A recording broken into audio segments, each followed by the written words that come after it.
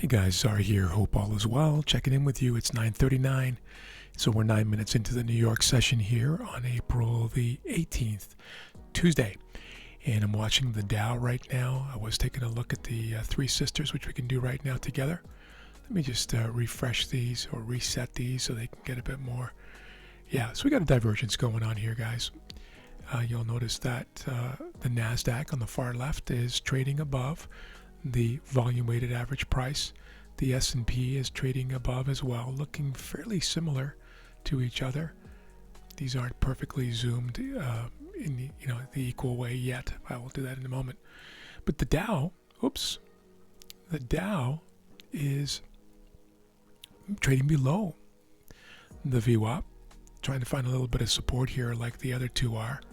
But I'm going to watch these closely to see how they react here at around VWAP, these two here, the NASDAQ and the S&P. And I might have a trade here in the first 15 minutes. I don't normally trade for the first 10 minutes, and we've now accomplished that. These are 10 one-minute candles. They're done. It's 9:40 now. And that's the 11th candle that you see there now.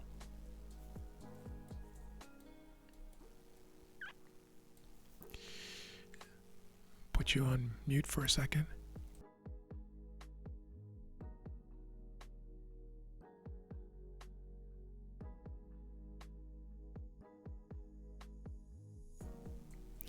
All right, I'm back. I just had a huge sneeze there, guys. I think I almost blew my lower back out. I don't know if you've ever done that before, but that was a big one. Allergy season. It is April 18th. Had some warm weather, and things begin to happen with things like pollen and trees and grass, I guess, and things like that. Anyway, so NASDAQ, S&P, both above VWAP, finding support and rallying up. Dow below VWAP, trying to find support. And looking like it might get brought up here by the other two. Let's go back to the Dow on the trading screen. This is my trading screen. This is one of them. It's actually a three-part. Daily up in the top left. This is the one I was just looking at, the 30-minute chart here.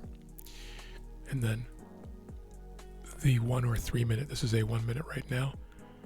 I'm going to turn that into, I'll leave it as 1.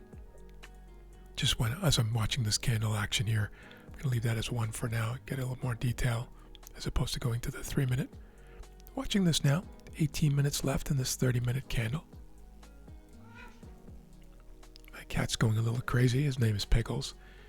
He's running around like a madman outside my office door here, trying to get my attention, even though I gave him lots of affection this morning and his breakfast.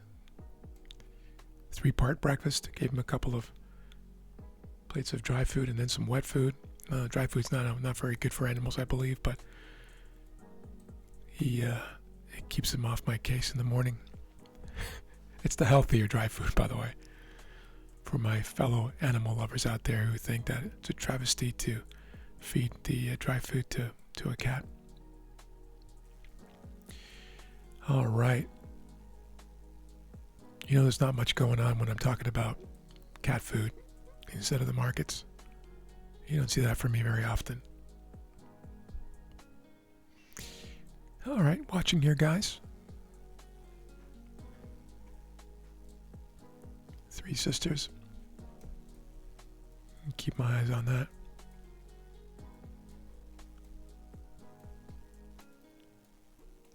Still divergent here.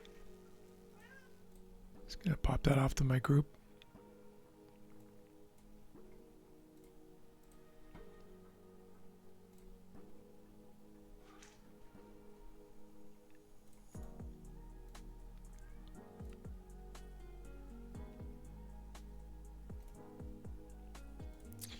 And still watching here, guys, just being patient with price action, seeing what comes up.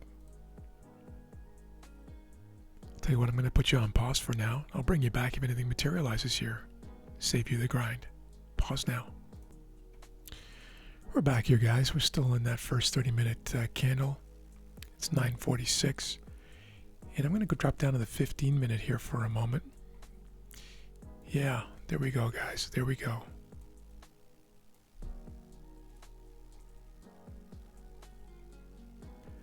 right, looking at a short opportunity here, guys.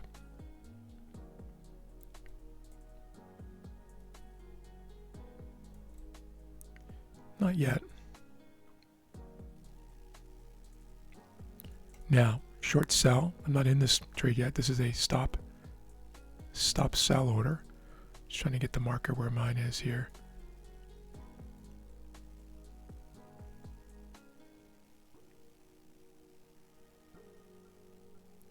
For a 1-to-1, the most certain move here. Stop sell. Looking for 21 points. Here we go. Just go over to my own platform here and make sure I'm set to go. And, oops, that was me. And I'm in, guys. In. Short now, the Dow. Short the Dow, looking for 21 points here, risking 1 to make 1.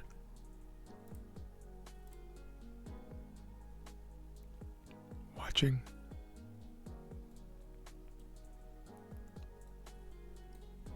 In this trade now, this is a zone break trade. A zone break and close and nice bottom wick, a little upper wick, but because of the time of day, I'm going to accept that upper wick as being enough for continued push down.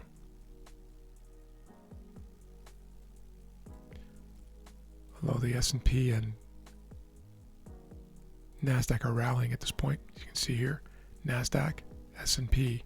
Dow's looking a bit weak, but I need these two to round over to really drop that one down. I want to see a concerted effort amongst these participants. That makes sense. I want this whole, in the perfect world, I want. This idea of wanting is funny, kind of a funny thing in trading, but I would prefer if the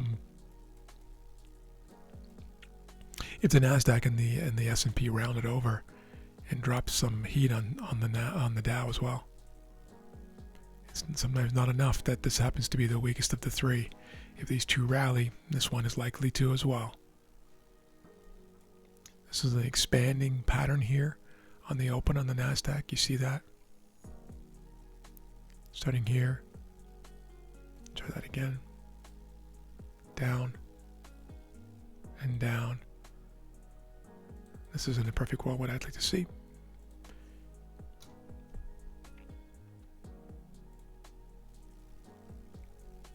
Watch this now. Let's bring in the whole trading screen. Copy, paste so we can see that right where it is. I'm actually going to move the stop, guys, a little bit here. You see that? Right up to here. Don't often see me do that. But now that I'm looking at the 1 minute action, it's absolutely justified. And you'll see why in a moment here. See that flip? And so I'm also going to expand the target, bring it back to a 1-to-1.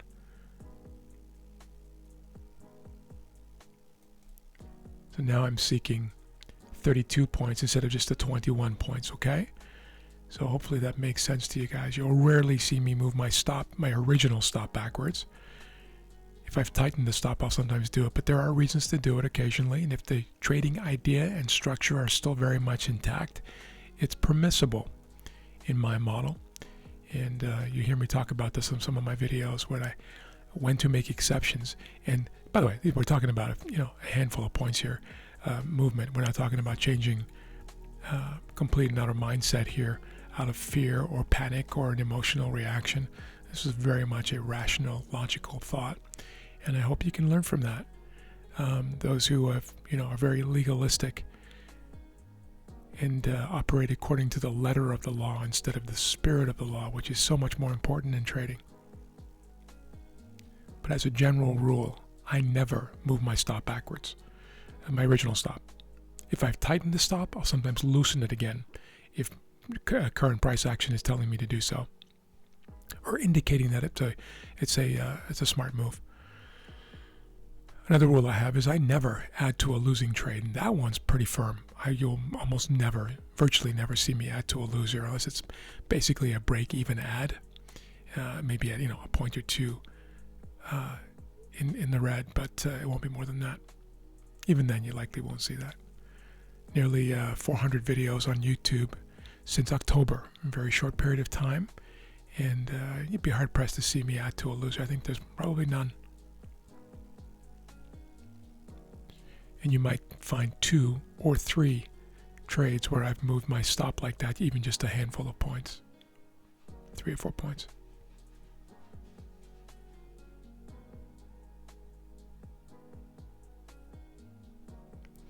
Watching now.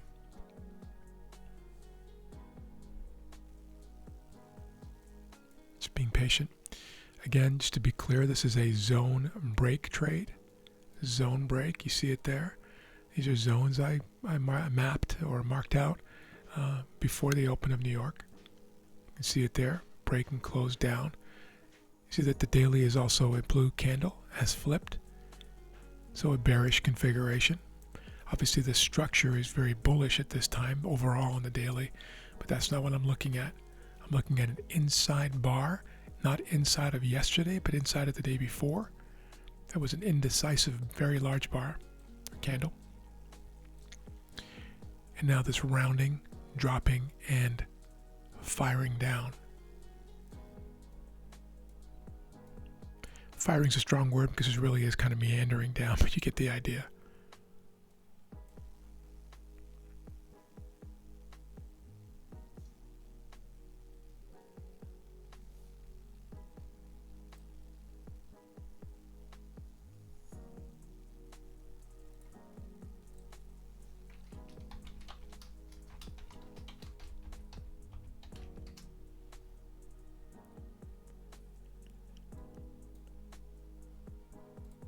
I'll put you on pause for now, guys.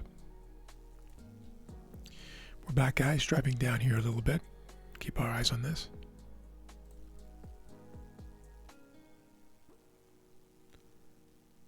Here we go, pushing down now.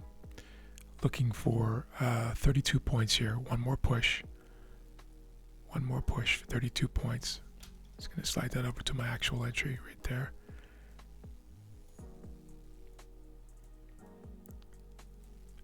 Again, nice clean zone break trade here, guys.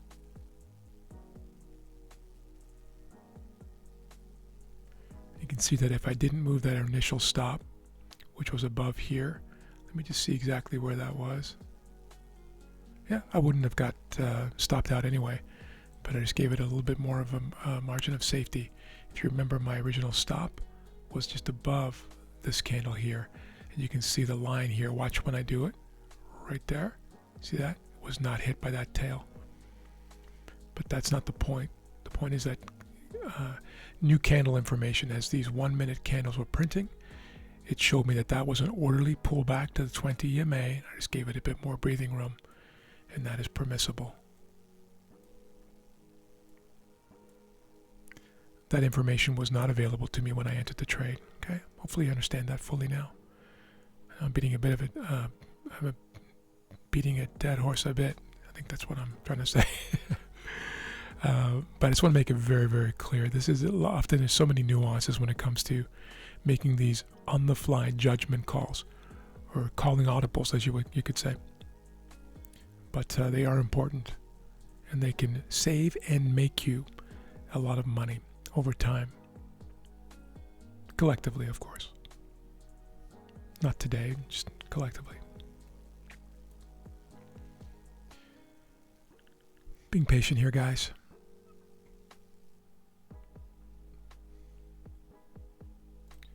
Just gonna check something here, see if there's any more news coming. I seem to remember, yeah, only at 1 o'clock, and it's a Bowman speech, so it doesn't count as something that would push this. So I'm just looking for a continuation of the momentum here. The Dow is down 80 points today, 24 basis points, 25 now. Looking for it now to drop down one more time for a 32-point win. Zone break trade. Daily blue flipped candle gave us a bearish type signal. The zone break and close on the 30, bearish, and then the rounding over, pull back to the 20 EMA on the 1 minute, bearish. And there we go, guys. 32 points. Thank you for being patient with me and with the market and me stumbling over the English language this morning. Have an amazing day. We'll talk soon. Take care.